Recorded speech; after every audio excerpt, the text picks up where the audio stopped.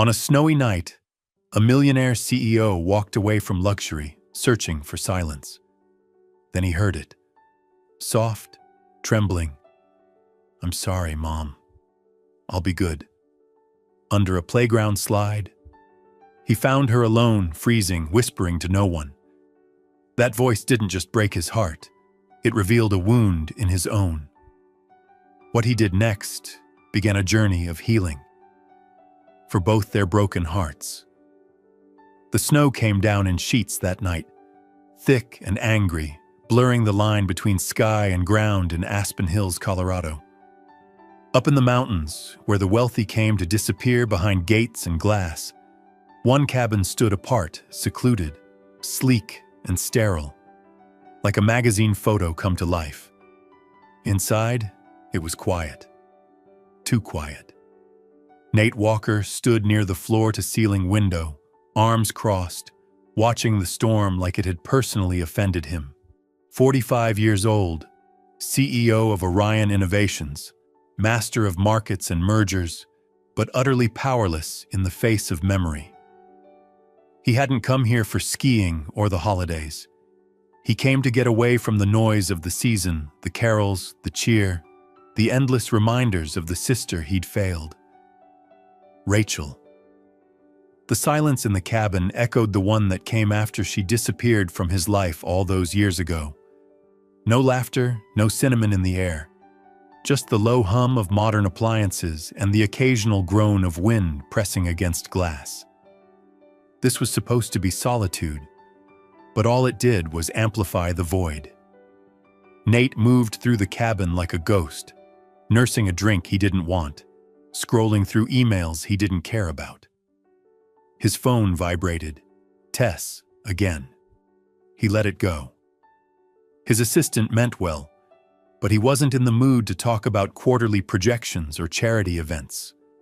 Not tonight. He tossed the untouched drink in the sink and headed for the fireplace. The logs crackled half-heartedly, throwing flickers of light onto the hardwood. He stood there, hands on the mantel, breathing slow. He hated how the cabin still smelled like her cedar wood and cocoa. He'd never changed the recipe she used to make, even though he hadn't made it since she left. Outside, the wind picked up, howling like some ancient animal stalking through trees. Nate glanced at the security panel, no alerts. No movement, just the storm. Still, something made him step outside. An old habit, maybe, or a restless guilt he couldn't name.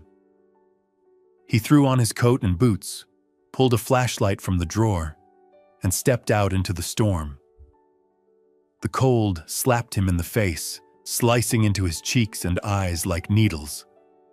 Snow blasted sideways, erasing every trace of the path behind him. His boots sank deep, crunching against frozen ground. He swept the light across the front porch, the driveway, the tree line. Nothing. He turned to go back inside. Then he heard it.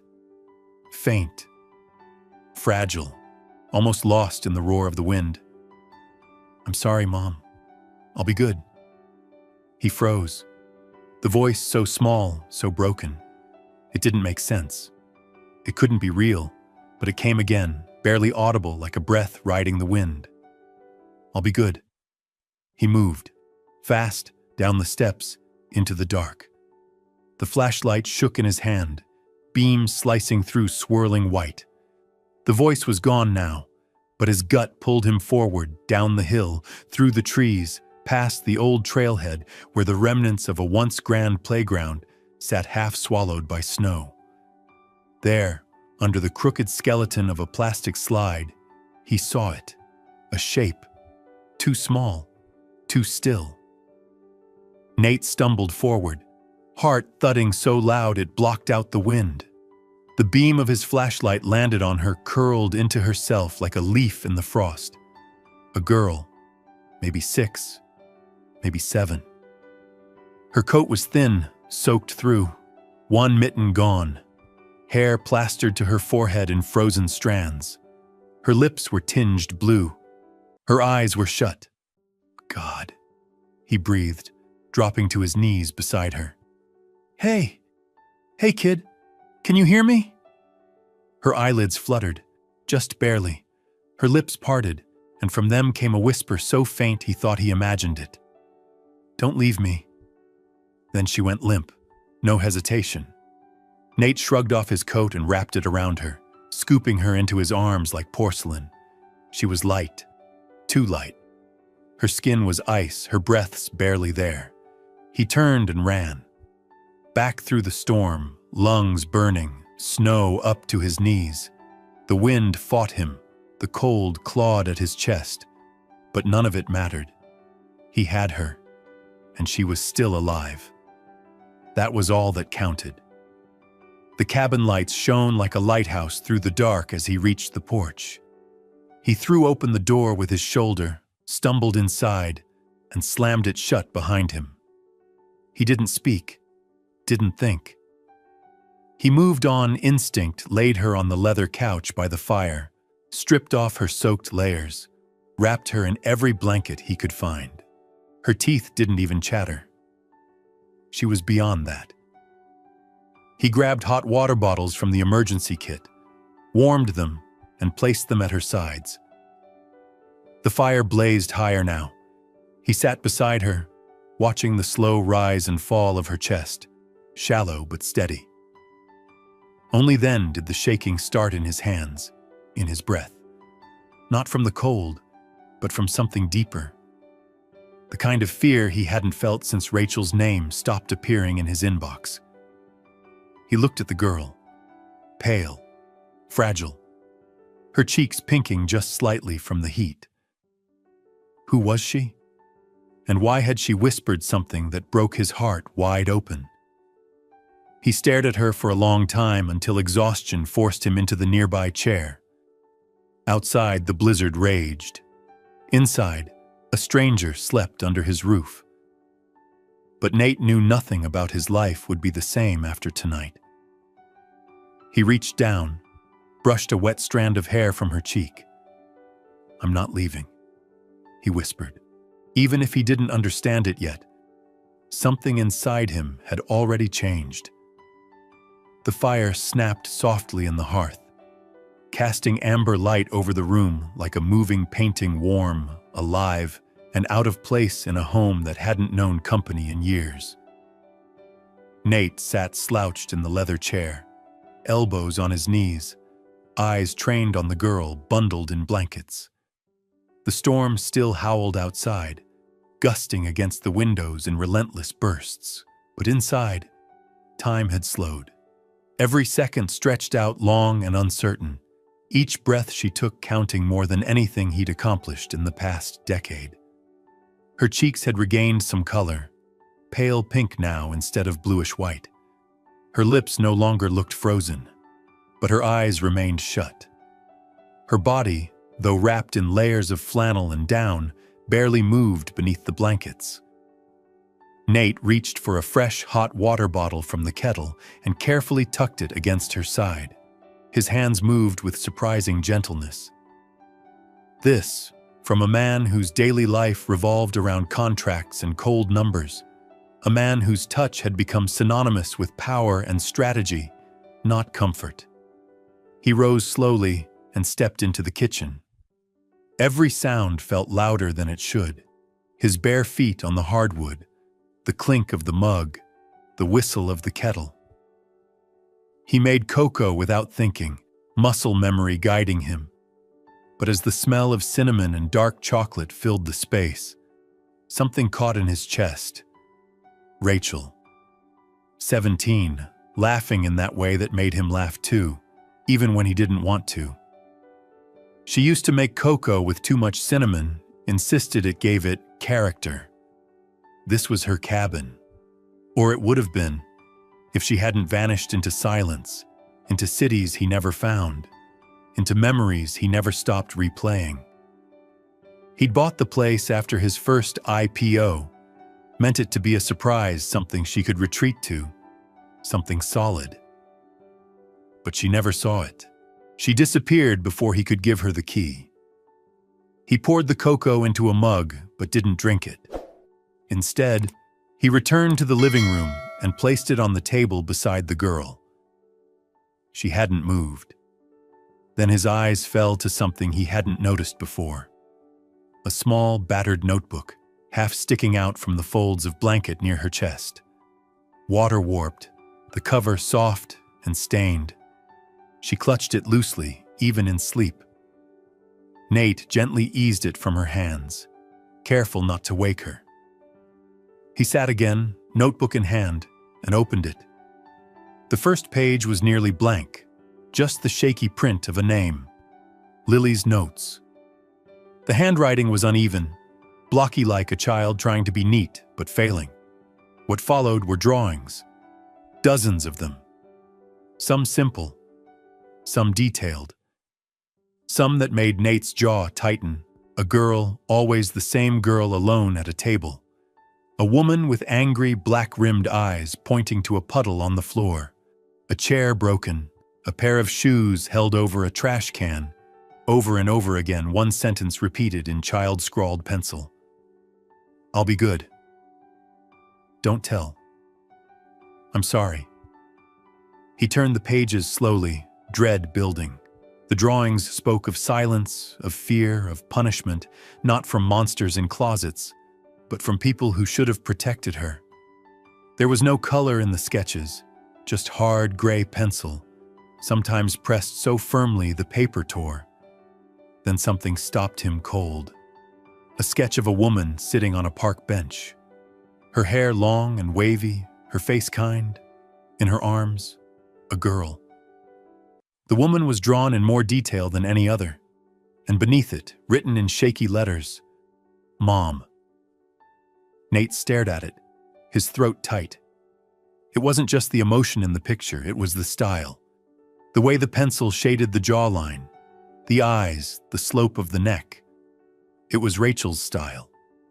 He'd seen her draw just like that as a kid, even as a teen, when they would sit at the kitchen table and she'd sketch from photos in old magazines. His heart thudded in his chest. This wasn't just a coincidence. This girl wasn't just a stranger. Then, near the back of the notebook, a folded slip of paper, smaller than the rest, almost hidden. He pulled it free, hands trembling, and opened it. It was faded, water-stained, but still legible. Just one name written across the top, in familiar, swirling cursive, Rachel Walker. Below that, a sentence. "If anything ever happens, and she finds you, please protect her. Please give her the life I couldn't." His breath caught. He sat back like he'd been punched in the gut. The name, the handwriting, there was no denying it. The girl asleep on his couch. She wasn't just a child in trouble. She was Rachel's daughter, his niece, Lily. The notebook slid from his hands and hit the rug with a soft thud. He stood abruptly, backing away like the truth was something physical, something too big to hold in that moment. He pressed a hand to his mouth, then to the back of his neck, pacing. All the air felt too thin. His mind reeled. Why hadn't Rachel told him? Why had she disappeared? And how long had this child been alone? He turned toward her again. She stirred, brow furrowing, her lips moving in sleep. "Mom, I'm sorry." Nate's knees nearly buckled. He dropped into the armchair, his hands over his face. For the first time in years, he didn't think about stock options or board seats or media optics. He thought about a little girl in the snow, whispering into the storm. He thought about a sister who never stopped believing in him, even when he'd stopped believing in himself. And he thought about what kind of man he would have to become now that fate had handed him the one thing he never saw coming: a second chance. Outside, the storm was beginning to fade. Inside, Nate Walker's world had just begun to shift forever. Morning arrived quietly, as if tiptoeing in after the night's storm. The once raging blizzard had slowed to a delicate drift, flakes falling like ashes from the sky. The pines stood bowed under the weight of snow, and the path down the mountain was buried in soft white silence. But inside the cabin, the air felt heavier, filled with questions that hadn't yet been spoken aloud. Nate stood by the front window, arms crossed, staring out at the frozen landscape. He hadn't slept. Not really. He drifted in and out, never far from the sound of the child breathing in the next room, heart pounding every time she stirred. His niece. Even now, the word felt foreign, unreal. He'd reread Rachel's note at least a dozen times through the night. He hadn't called anyone yet, hadn't alerted the police or child services. All he knew was that something inside him refused to let this girl be taken from his sight. Not before he understood everything. Not before he could protect her the way Rachel had asked. He heard movement and turned. The girl Lily was sitting up on the couch, hair tangled, face flushed, still wrapped in blankets. Her eyes were the same gray-green as Rachel's. She blinked sleepily at him, unsure. "Hey," Nate said gently, crouching beside her. "You're safe. Do you remember last night?" She nodded slowly. "I got lost," she said, her voice hoarse. "You came through a storm," he corrected. "That's not getting lost. That's surviving." She didn't respond. Her eyes dropped to the floor. "Did I ruin your house?" "Number, you saved it," he said, surprising even himself with the answer. She looked back up, studying him like she didn't quite believe it. Then her small fingers reached for the notebook on the table. She clutched it tight to her chest, as if afraid he'd take it. "I read some of it," Nate admitted, voice low. "I saw your drawings." Silence. Then she whispered, "Did you see the picture of my mom?" He nodded. I think I did." "She was kind," Lily said.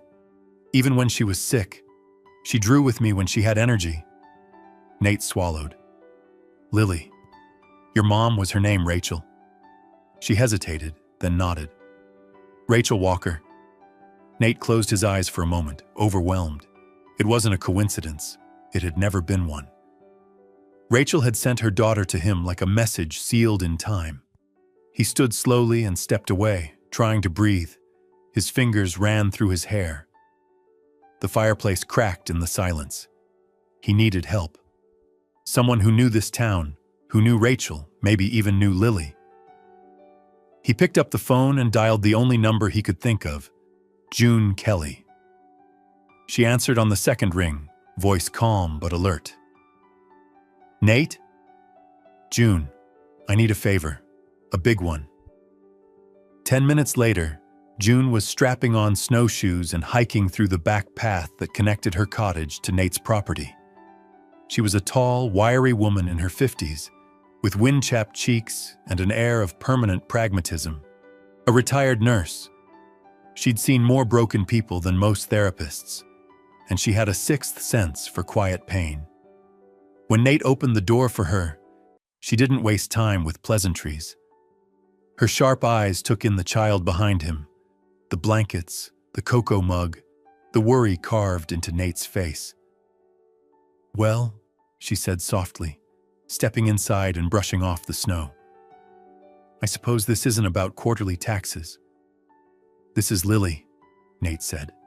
"She showed up in the storm last night, and I think she's Rachel's daughter."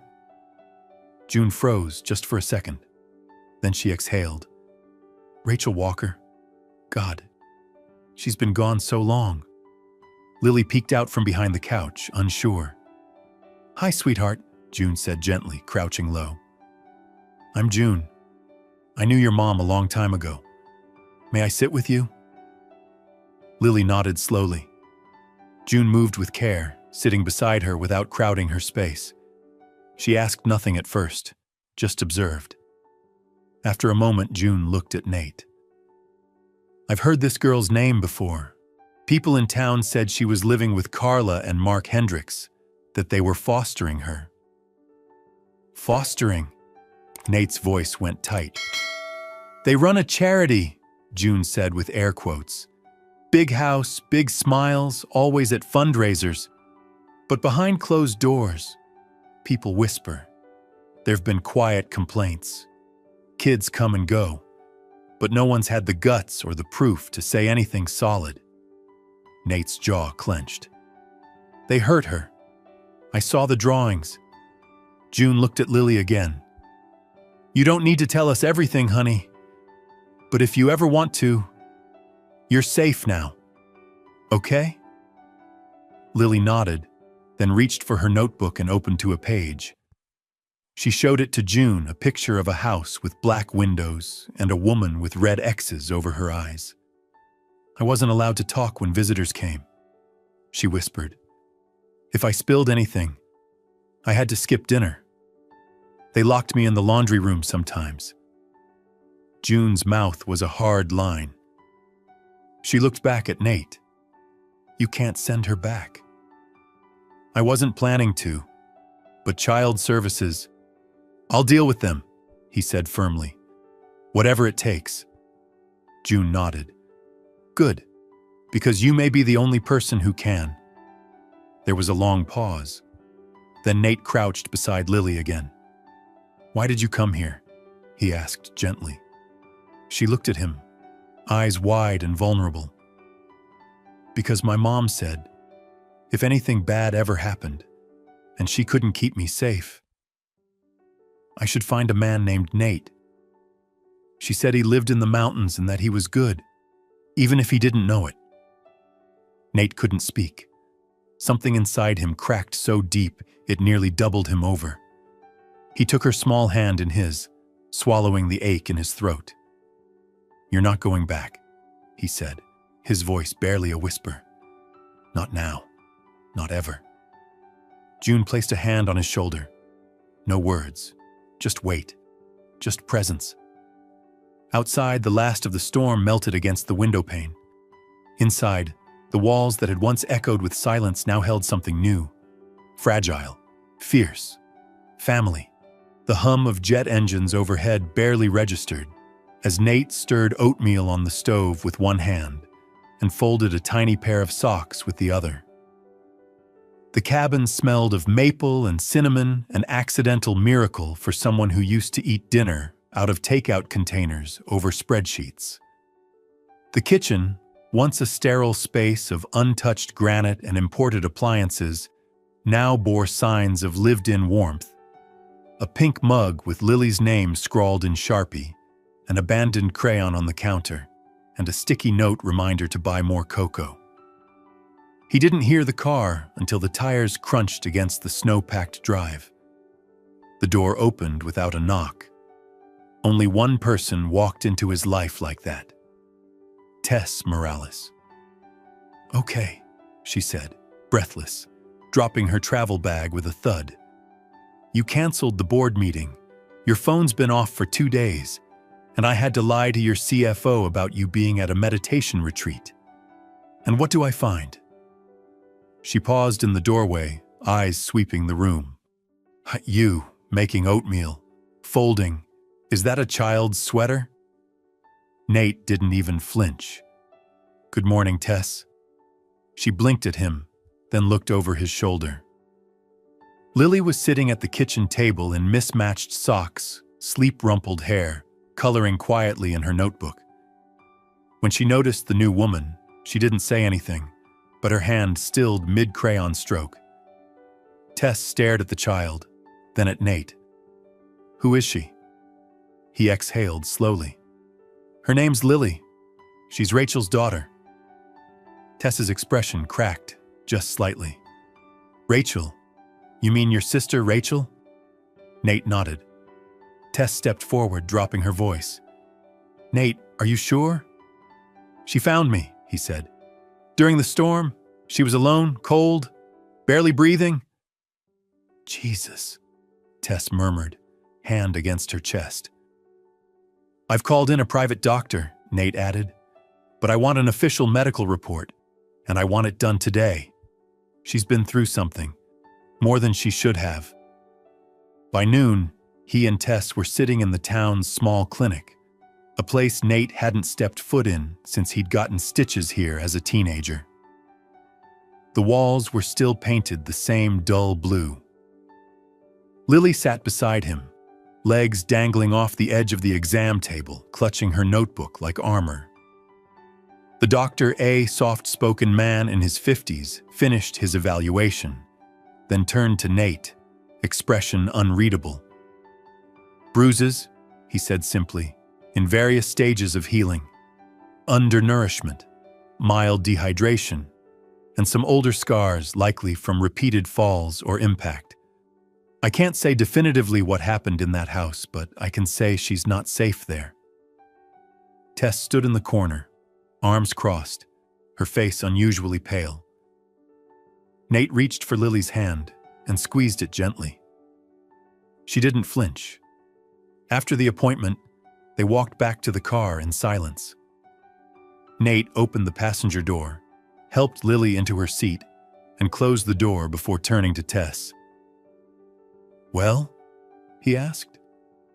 She stared at him. "You canceled a board meeting? To make pancakes?" "I canceled it," he said, "to keep a promise." That evening, back at the cabin, the fire burned low and Lily had just started to nod off on the couch when headlights flared across the window. Nate's stomach dropped. Tess moved first, instinctively stepping in front of Lily. Nate followed her gaze. Two figures climbed out of the black SUV and walked up the porch steps. Nate opened the door before they could knock. Carla and Mark Hendricks stood there, bundled in designer coats and fury. "Well," Carla snapped, not even greeting him, "this is an interesting little hostage situation you've created." "She's not going anywhere with you," Nate said coldly. "She's our ward," Carla said, flashing a document. "We're her guardians. And you? You're a bachelor tech executive with zero experience in child welfare. You think wealth makes you fit to raise a child? I think abuse disqualifies you from pretending to be a parent," he replied. Mark said nothing. He kept his hands in his pockets, eyes down. Carla, however, pushed forward. "You can't just buy a family, Mr. Walker." Behind Nate, Lily had crept into the hallway. She peeked out from behind him, notebook clutched tight to her chest. Nate didn't hesitate. He stepped between them, his body blocking her from view. "She doesn't have a price tag," he said, his voice low and steady, "and you're never getting her back." Carla's mouth twisted. She slapped a manila envelope onto the porch railing. "These are legal documents. If you don't return her within 48 hours, we'll file kidnapping charges. You think the media won't love that story? Do what you need to do," Nate said. "She's a damaged child," Carla added, voice sharp. "You'll see." Lily flinched. Nate turned. "Go back to your room, Lily." She hesitated, then obeyed. Carla's lips curled. "You'll regret this." Nate didn't blink. "I've regretted a lot of things in my life. Not this." Carla stepped back, nodded once to Mark, and they returned to the car. The SUV's headlights cut through the dark as it vanished into the trees. Inside, Nate shut the door, locked it, and leaned his back against it for a long moment. His hands were shaking. Tess handed him the envelope. "You're going to need lawyers, a lot of them." "I already made the call," he said, "before I even took her to the clinic." He turned toward the hallway where Lily had disappeared. He found her sitting cross-legged on the bed, silent, small, and scared. Without a word, Nate walked in, lifted her into his arms, and held her tightly. She didn't resist. She buried her face in his shoulder and let out a breath that sounded like something surrendering. Outside, the last light of day disappeared behind the mountain. Inside, Nate held Lily like a vow unbreakable and final. He didn't know what tomorrow would bring. But he knew one thing for certain. He wasn't giving her back. The following morning broke over Aspen Hills with a deceptive calm.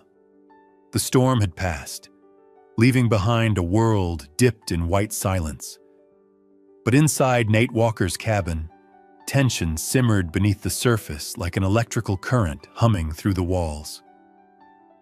The legal documents Carla Hendricks had dropped on his porch sat unopened on the dining table, and Tess stood over them with a practiced eye.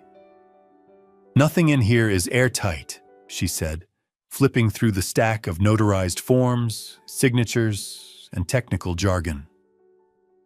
"But it's enough to make them look legitimate in a courtroom, especially in a county that's used to looking the other way when the Hendrickses smile at the right people." Nate sat at the kitchen island, nursing a black coffee he hadn't tasted. Lily was still asleep, curled up on the couch under the same blanket she had arrived in. She hadn't said much after Carla and Mark left the night before, just quietly asked if she could sleep with the door cracked open. "She's afraid of the dark," Nate said quietly. Tess looked at him, surprised by the gentleness in his voice. "You noticed?" "I watched her lie still for 10 minutes, pretending to be asleep until I turned the hallway light on. Then she exhaled." Tess softened. "She trusts you." He nodded slowly. "I can't lose that. Not now." By mid-morning, Nate was on the phone with Harper Lattimore, one of the top family law attorneys in the state and an old college contact. Harper, sharp as a scalpel and blunt as a hammer, listened carefully, asked 3 questions, and then said, "Send me every document you have. I'll handle the legal side. But Nate, if you want this to stick, you're going to need to show more than money. You need a case, a real one." Nate didn't hesitate. "Then I'll build one." He hung up and turned to Tess. "I want everything we can find on the Hendrickses. Financials, foster records, tax exemptions, neighbors, donations, and I want it yesterday." Tess grinned. "There's the Nate I know." But this wasn't the old Nate, the man who'd crushed IPOs and outmaneuvered hostile takeovers. This Nate wasn't fighting for shareholders. He was fighting for Lily. And he had never felt more sure of anything in his life. That afternoon, Lily showed him another drawing. It was simpler than her others. 3 stick figures standing in front of a yellow house, a bright sun overhead. One figure had long, wavy hair, Rachel. One was a small girl with a ponytail, Lily. And beside them, a tall man in a blue suit with square shoulders. Labeled in a careful hand above the picture were 3 words. "Me? Mom? Someday." Nate traced his finger over the page, blinking back something sharp behind his eyes. Later that night, after Lily had eaten half a grilled cheese and most of her tomato soup, she climbed onto the couch beside him. He pulled down a dusty hardcover from the shelf, The Velveteen Rabbit, and opened to the first page. He read aloud in a slow, warm voice, occasionally glancing sideways to see her eyes flickering with every word. When he got to the part about becoming real, he paused. "Real isn't how you are made," he quoted. "It's a thing that happens to you when someone loves you for a long, long time." He looked down. Lily had rested her head against his arm. "Does that mean I'm real?" she whispered. He nodded. "You were always real. You just didn't have the right people around to see it." She didn't answer, but she didn't move either. That was enough. Later, when she was asleep, Nate sat in Rachel's old room, now Lily's, and opened a locked storage box he'd never touched. Inside were journals, a sketch pad, and a small flip phone, an ancient thing, long dead. But curiosity clawed at him. He plugged it into a wall charger and waited. The screen blinked once, then again. A red light, a faint vibration, one saved voicemail, Nate hit play. At first, only static, then a breath. Nate, if you're hearing this, it means I didn't get to explain. And I'm sorry. I was scared you wouldn't forgive me for everything. For running, for not calling. But I had Lily, and I needed to protect her. Nate froze. Her voice sounded tired, weathered, but still undeniably Rachel's. She's good. She hums when she draws. She won't say it, but she misses having someone notice her. I told her about you. I told her you were kind, and I know you'll deny it. But deep down, you were always the best of us. If she finds you, please, Nate, don't let her grow up thinking she's a mistake. The message ended. Nate sat still, the phone warm in his hand. He hadn't cried in years, not since the day Rachel disappeared and he buried himself in ambition. But now, in this quiet room filled with her ghost and her daughter's hope, he felt everything unravel. Grief, regret, love. He wiped his face, slid the phone into his jacket pocket, and walked back into the living room. Lily was asleep again, arms wrapped around a stuffed bear June had brought by earlier that day.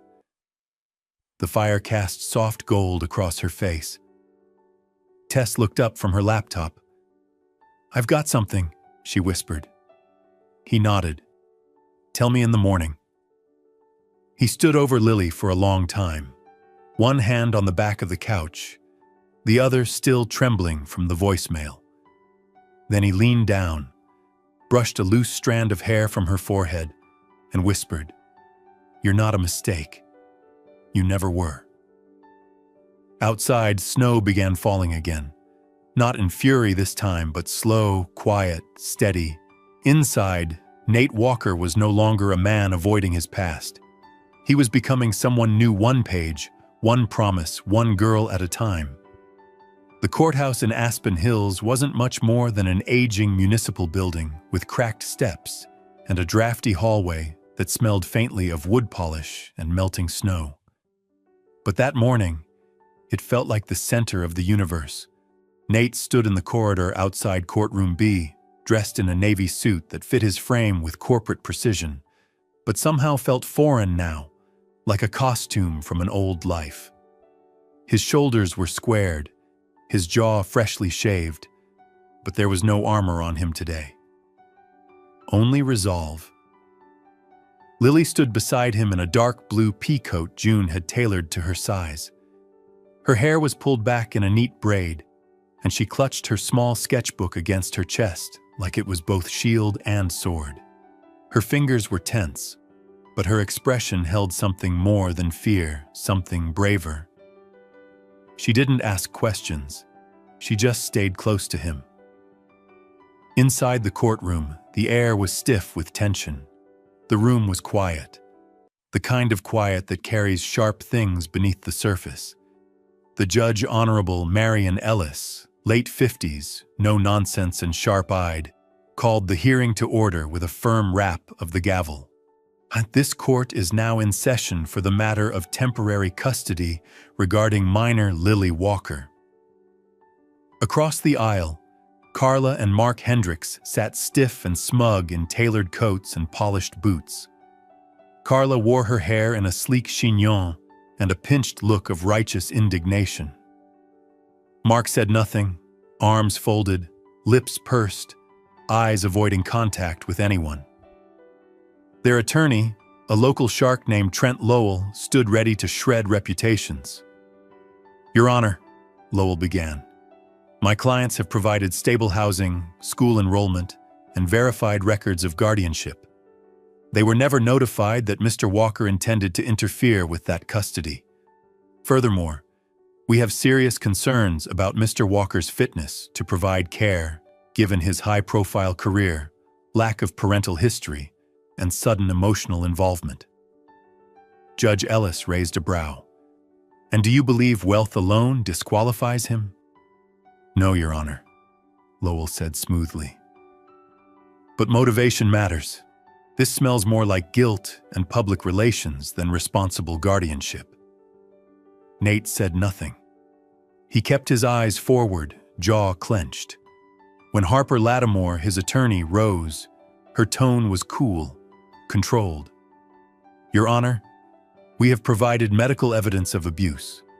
Signed reports from a licensed physician showing signs of sustained malnourishment, physical trauma, and neglect. We also have a personal affidavit from June Kelly, a retired nurse who observed the child in the Hendricks' care and provided direct support during her recovery. Judge Ellis nodded. I've reviewed the files. Then she turned to Lily. Lily Walker, she said gently, would you feel comfortable speaking for yourself? Lily looked up at Nate. Just a second.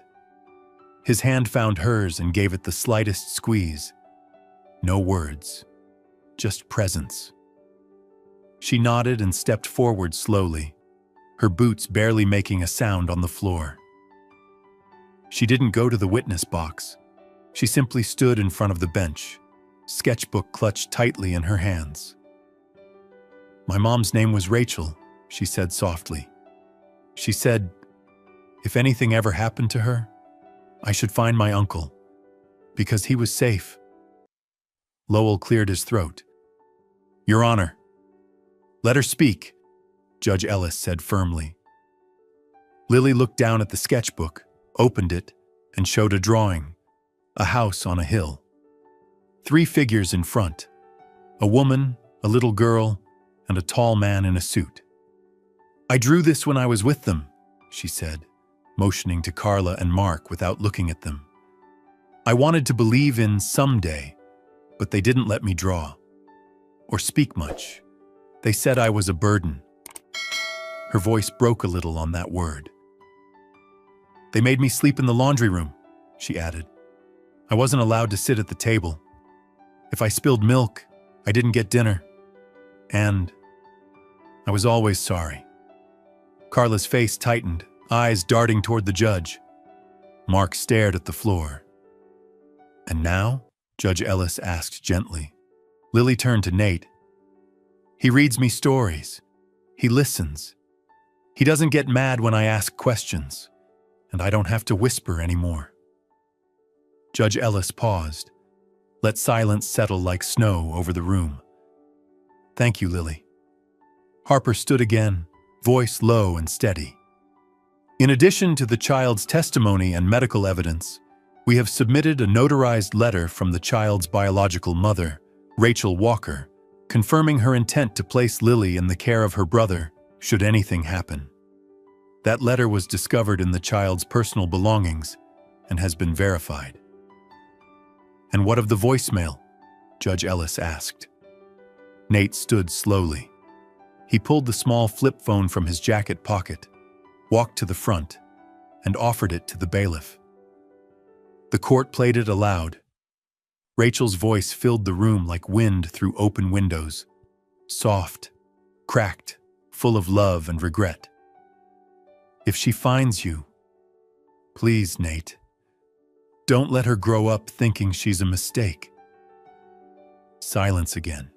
Even Lowell said nothing. Judge Ellis folded her hands. This court finds sufficient cause to remove the minor Lily Walker from the custody of Carla and Mark Hendricks pending further investigation and awards provisional custody to Nate Walker. Carla gasped. This is ridiculous. She's manipulating you. She's a damaged child. Judge Ellis raised her voice. That child is not on trial here. You are. She turned back to Nate. Mr. Walker, you may proceed with the necessary filings for permanent guardianship. Nate turned to Lily, whose eyes had gone wide with disbelief. She blinked, like she didn't trust what she'd just heard. He crouched, held out his arms. She ran to him.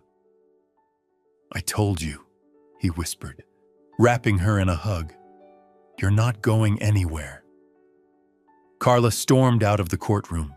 Mark trailed behind, silent and defeated.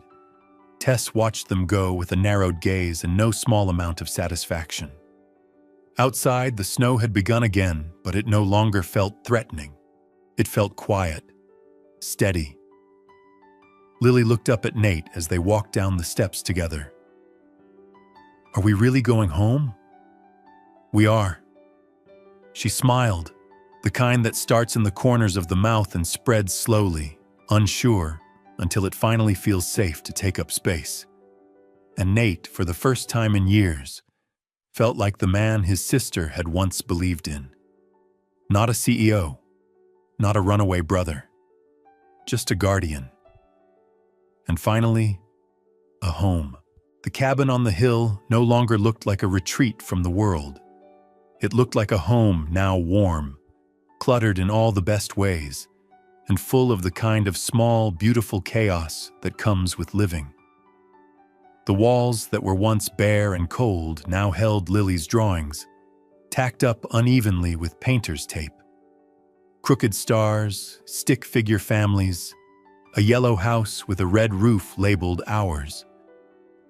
On her bedroom ceiling, Nate had installed a star projector. Every night when the lights went off, constellations spun softly above her bed, tiny galaxies just for her. Nate no longer used the cabin as a refuge. It had become the center of his world. The stainless steel appliances gleamed less now because there were always toast crumbs nearby, or cocoa rings on the counter, or a crayon rolled under the island. The bookshelf that once held only tech biographies and investor reports now overflowed with children's books, paperbacks with dragon covers, and journals with sparkly pens tucked into the spines. Mornings followed a rhythm. Lily woke before the sun, always tiptoeing into the kitchen in mismatched socks. She liked her oatmeal with honey and strawberries, no milk. Nate made coffee for himself and warm apple cider for her, and they sat at the table together, silent, content. The first time June dropped by after the court ruling, she brought cinnamon bread and a new pair of mittens. She stepped into the cabin, looked around, and smiled in a way that held no surprise, only quiet approval. "You're not just healing her," she said, handing Nate a covered dish. "She's healing you too." He didn't argue. He knew it was true. The Nate who had once measured his worth in market caps now measured it in Lily's laughter, her drawings, the small hand that would slide into his without warning when they crossed the icy front walk. Tess had returned to the city briefly, but now managed his schedule remotely. She'd taken over nearly everything that used to require Nate's constant presence: conference calls, board proposals, strategy meetings. "Your priorities have shifted," she said during one of their check-ins. "And honestly, I think it's about time." Most nights, Nate would still spend a few hours at his desk, but instead of studying quarterly earnings, he researched nonprofits, adoption law, childhood trauma and recovery. He read about how stability could reverse emotional damage, about how structure and presence, not gifts or grandeur, were what helped children rebuild trust. One Saturday afternoon, Nate found Lily at the coffee table with her sketchbook spread wide. She was drawing with fierce concentration, tongue poking from the corner of her mouth. When she finished, she walked over and handed him the page without a word. The drawing was simple but unmistakable. A sunny field, a tall man holding hands with a little girl. She'd written above it in looping letters, "Someday is now." He stared at it for a long moment before clearing his throat. "You really think so?" She nodded. "We're already here." That night, while Lily slept with her head buried in a pillow shaped like a cloud, Nate stood by the fireplace and held Rachel's letter again.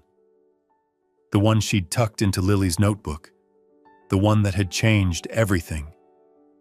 In the flickering light, her words felt less like goodbye and more like a bridge. She had trusted him with the most important thing in her world, and somehow, through grief and guilt and snowstorms, he'd become the kind of man who could finally live up to that trust. Sunday morning, Lily helped Nate make pancakes. She liked hers shaped like stars. They were lopsided, of course, but she said they were perfect. Later that day, June stopped by with a small shovel and a seed packet. "Thought we'd get a head start on spring," she said. Lily joined them in the side yard, and the three of them worked together to clear snow from the garden bed Rachel had once dreamed of planting. It was too early, too cold, but they did it anyway. When Lily stuck the label into the soil, wildflowers, she smiled like something was already growing. That evening, while sorting through an old storage chest in Rachel's room, Nate found a scrapbook she'd started as a teen. Only the first page had anything on it, a photograph of her and Nate, maybe 15 and 17, leaning against a rusted truck bed in the summer sun. Underneath it, in Rachel's loopy handwriting, was one word: home. Nate took the photo and brought it into Lily's room. She was flipping through her sketchbook by lamplight, waiting for her nightly constellation show. "Can I show you something?" he asked. She nodded, scooting aside on the bed. He placed the photo in her lap, then handed her a glue stick. "You want to start a real scrapbook?" he said. "For us?" Lily's face lit up. She took the photo carefully and opened a clean page in her newest notebook. She stuck it down, then reached for a marker. Nate sat beside her, quiet, heart full. This wasn't what he had planned for his life, not even close. But somehow this messy, unexpected path had become the one he was meant to walk, and he had no intention of turning back. As he tucked Lily in that night, she pulled her blanket up to her chin and looked at him with sleepy eyes. "Do you think my mom would be proud of us?" she asked. He paused, swallowed the tightness in his throat, and brushed a hand over her forehead. "I think she already is," he whispered. "I think she sent you to remind me what matters." Lily smiled and turned toward the starry ceiling, her eyelids growing heavy. In the corner of her room, the scrapbook sat open on the dresser, the photo of Rachel and Nate glowing softly in the lamplight, under a single handwritten word that now meant something more than it ever had. Home. The snow was lighter now, not the kind that buried roads or swallowed cabins, but a soft, almost playful drift that painted the windowsills and rooftops like powdered sugar. It was late March in Aspen Hills, but winter hadn't quite given up. Still, inside Nate Walker's cabin, warmth hummed in every corner, from the scent of cinnamon tea brewing in the kitchen to the quiet laughter of a little girl laying out cupcakes on the dining table. Lily had just finished piping a swirl of blue frosting onto a chocolate cupcake and was now carefully pressing a tiny sugar star on top. "This one's for June," she announced. "She likes blue. And the green one's for Tess," Nate added from the sink as he rinsed mixing bowls. "She earned it after sorting through 400 pages of nonprofit tax codes this week." Lily grinned. "We should make one for Harper, too, even if she's not here." They were getting ready for the first gathering of the Rachel Foundation, a quiet but powerful initiative Nate had launched in Lily's honor and Rachel's memory. The foundation focused on providing emergency shelter, legal aid, and trauma support for foster kids who, like Lily, had slipped through the cracks. The first program under the foundation had been Lily's idea. She called it Project Someday. "Because someday should be now," she had said, standing on a chair in the kitchen with her arms crossed like a CEO in training. "Someday isn't a wish, it's a place." Nate had smiled so hard it hurt. Now the cabin was buzzing with soft energy. June arrived first, her cheeks pink from the cold, carrying a pot of her famous vegetable stew. Tess came next, juggling a laptop and a bag of books. She hugged Lily, complimented her cupcakes, then handed her a binder with the new logo Lily had helped design. Then came a quiet parade of people from the town, a retired teacher who offered free tutoring, a baker with extra bread, a counselor with toys for the reading room. People who had once kept their distance from the tech giant on the hill now stepped into his home with open arms, drawn not by his name, but by the story of a little girl who had walked through a blizzard to find him.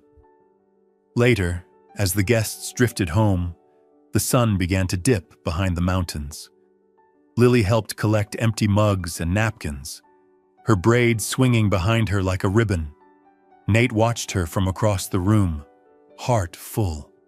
She didn't flinch at new faces anymore. She asked questions, offered help, showed drawings. She was becoming a child again.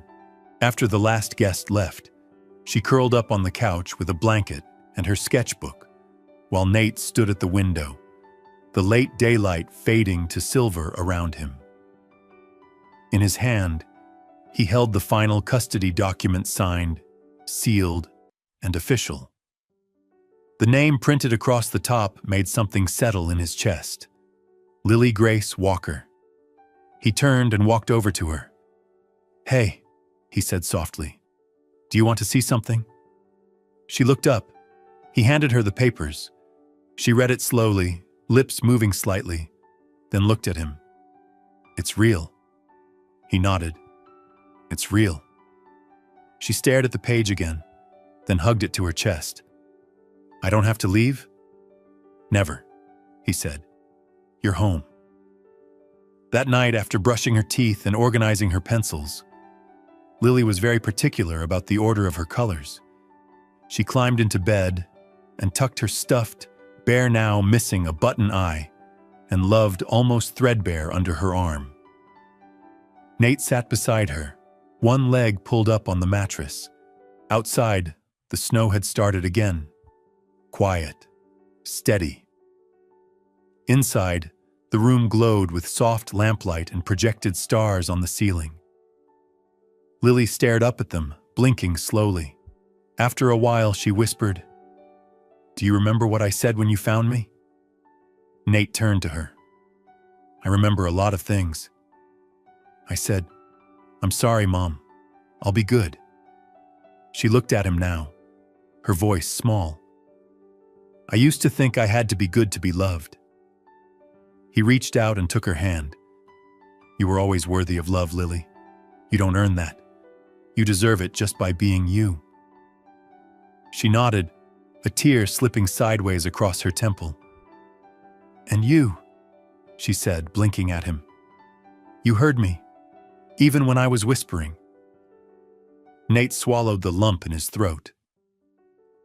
"You changed everything with that whisper." She smiled, closed her eyes, and let her breathing even out into sleep.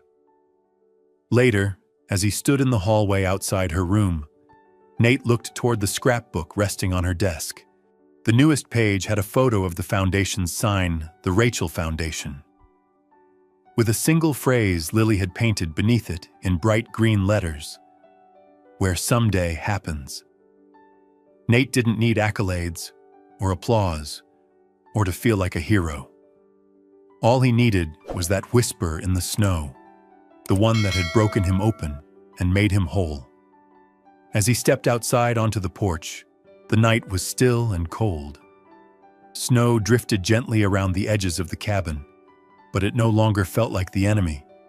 It felt soft, forgiving. He looked out at the mountains and then up at the stars. Somewhere, he hoped, Rachel could see this, see her daughter safe, her brother transformed, and the home they'd built from ashes and second chances. Not every miracle comes with thunder. Some come quietly, wrapped in flannel blankets, drawn in pencil, and whispered through snow.